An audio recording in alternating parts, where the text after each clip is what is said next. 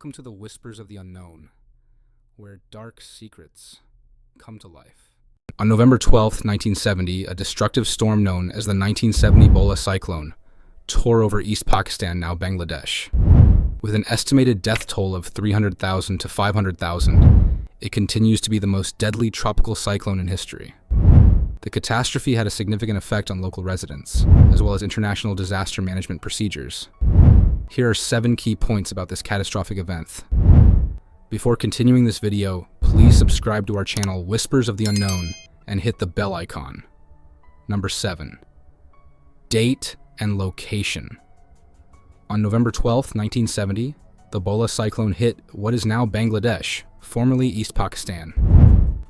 Because of its location in the Bay of Bengal, where warm waters and favorable air conditions foster the formation of tropical cyclones, this area is especially susceptible to cyclones. The Bhola district and other coastal districts were particularly affected by the cyclone that hit East Pakistan's coastline. West Bengal, India, was also affected, albeit less severely than elsewhere.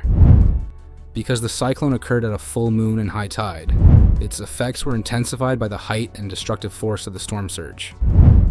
The Bhola cyclone was one of the most destructive natural catastrophes in history, due to a confluence of natural elements and the region's high population. The geology of the area affected the cyclone's route. The Ganges Delta created a funnel-like effect that increased the impact of the storm surge. Number 6. Death toll. The Bhola cyclone ranks as the deadliest tropical cyclone in recorded history, with an estimated 300,000 to 500,000 fatalities. Because there are no census records in the impacted areas, and it is difficult to conduct proper counts in the aftermath, it is difficult to pinpoint the precise number of fatalities. Due to the region's high population density and the scarcity of warning systems at the time, the storm's effects were intensified. Entire villages and settlements were washed away by the storm surge, which took many people off guard.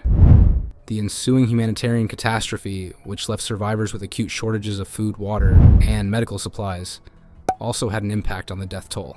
Those impacted endured a protracted period of suffering as a result of the disaster's overwhelming magnitude, which overpowered both local and national authorities. Number 5. Storm surge. Many of the offshore islands and coastal settlements were damaged by the storm surge, which was about 10.5 meters 35 feet high when the cyclone hit. Because it occurred at a full moon and high tide, this surge was especially damaging because it had a greater effect on low-lying places. Entire communities were washed away by the surge, leaving survivors without a place to live or get essential supplies. Because the storm surge was so strong, it flooded a lot of places, including cities and agricultural areas, resulting in extensive damage and fatalities. It was almost impossible for anyone to flee or locate safe refuge because of the storm's wind speed and the height of the storm surge. Scenes of complete destruction were seen in the aftermath, with entire towns uprooted and homes reduced to rubble. The ecosystem was significantly impacted by the storm surge as well. Number 4. Impact on infrastructure. Millions of people were left without shelter or access to basic essentials, as the storm destroyed entire fishing towns, homes, and infrastructure. With estimated damages of about $86 million US, a sizable sum at the time, the economic impact was severe. Since many people depended on the agricultural and pastoral industries for their income, the collapse of these livelihoods made the humanitarian crisis much worse. Damage to communication networks, roads, and bridges made relief efforts more difficult and made it more difficult to distribute help. Additionally, the cyclone affected trade and commerce in the area, upsetting the local economy. The infrastructure was severely damaged in the long run, necessitating years of intensive reconstruction. Infrastructure was not just impacted by physical constructions. Social and economic systems were also impacted. Numerous villages were left without access to basic services, including healthcare and education. Number 3. Political consequences.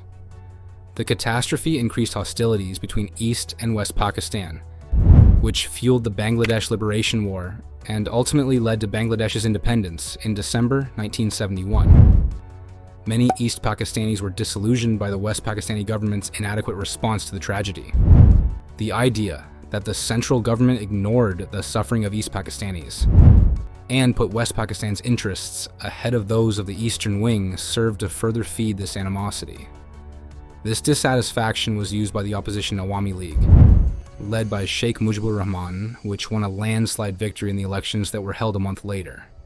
However, a violent crackdown that finally resulted in the Bangladesh Liberation War was caused by the West Pakistani government's refusal to cede control to the Awami League. As a result, the cyclone was crucial in determining South Asia's political climate. The cyclone's political effects were intricate and varied. It brought to light the long-simmering divides between East and West Pakistan. Number 2, global implications. The crisis drove the region to the verge of nuclear war during the Indo-Pakistani War and increased tensions on a global scale, especially between India and Pakistan. When Bangladesh became an independent country in December 1971, the war came to an end. With India lending military support to the separatist movement in East Pakistan, the international community was heavily involved in the conflict. Additionally, the US and the USSR got engaged, with the US helping Pakistan and the US supporting India.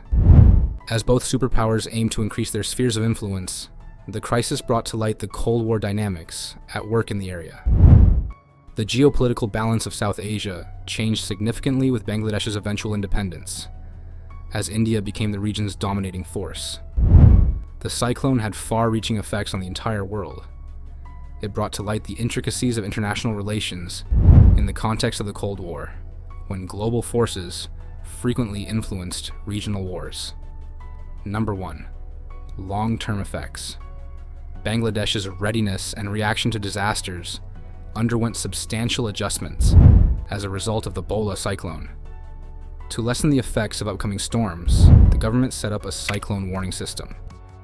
In order to safeguard people from cyclones, this system consists of emergency shelters, evacuation procedures, and early warning networks. Furthermore, the cyclone's aftermath brought to light the significance of efficient communication and disaster management, which eventually resulted in advancements in both fields. As a driving force behind Bangladesh's independence, the cyclone also had a long-lasting effect on South Asia's political climate. Bangladesh has built cyclone shelters and conducted evacuation drills as part of its ongoing efforts to improve its disaster response skills in the years since the tragedy. As a result of these efforts, the damage of later cyclones has been greatly lessened, highlighting the significance of using lessons learned from the past to increase resilience to future ones. To sum up, the 1970 Bhola Cyclone was a historic occurrence that not only resulted in great human misery, but also profoundly altered disaster relief practices and global consciousness. Thanks for watching our video, and don't forget to subscribe.